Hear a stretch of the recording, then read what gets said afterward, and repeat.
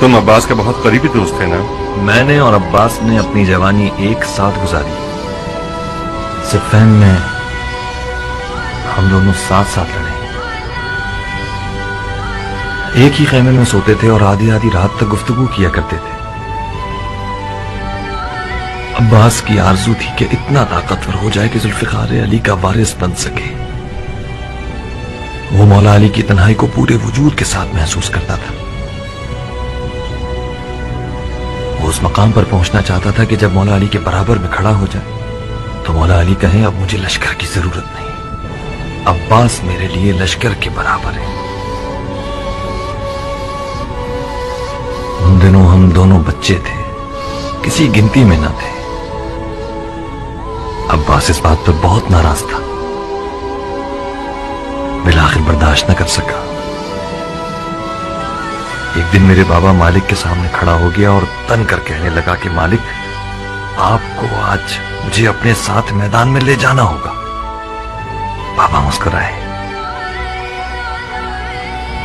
अब्बास को मजीद गुस्सा आया और शेर की तरह गुर्राया कि मालिक, आप समझते हैं कि मैं कमतर हूं? मैं आपसे मुकाबले के लिए तैयार हूं। अगर मैं जीत गया तो मुझे अपने साथ ले जाइएगा। मेरे बाबा फिर मुस्कुराए। अब्बास चिल्लाया कि मालिक, मैं मजाक नहीं कर रहा कि आप मुस्कुराए जा रहे हैं। मेरे बाबा ने अपनी हंसी रोकी और जवाब दिया, अब्बास मेरी जान, मैं जानता हूं कि तुम बहुत अच्छा लड़ते हो, मगर तुम कमर बनी हाशिम हो। तुम्हें सिर्फ फैन की स्याह रातों पर चमकना होगा ताकि वो चांदनी रातें बच जाएं।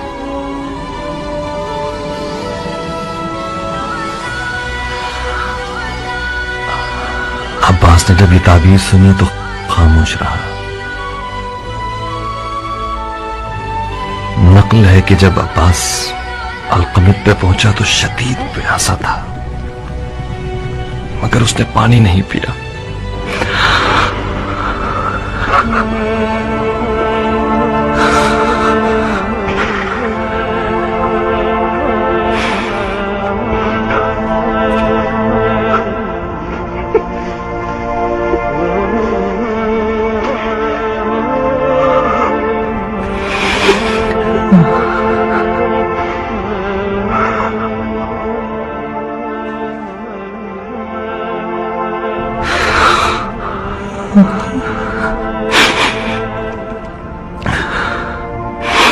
एक रात अब्बास पसीने में नहाया हुआ नींद से घबरा के उठा। बार बार अपने हाथों को और मुझे देखता था। मैंने पूछा, कोई ख्वाब देख लिया? उसने कहा, हाँ।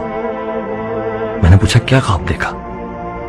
टूटती हुई सांसों में मुझे जवाब दिया, इब्राहिम, मैंने ख्वाब में देखा कि मेरे हाथ नहीं है, मेरे हाथ खो गए थे।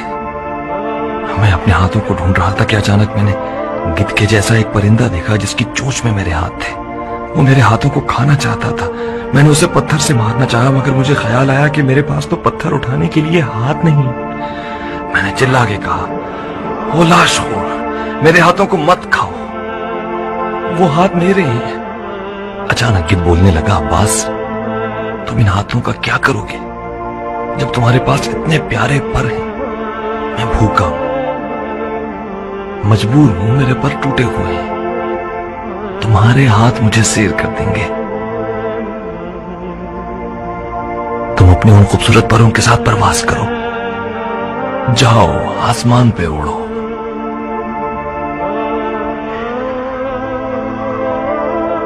जब मैंने सुना कि अब्बास के हाथ काटे गए तो उसके उस रात वाले ख्वाब की हिकमत को समझ गया।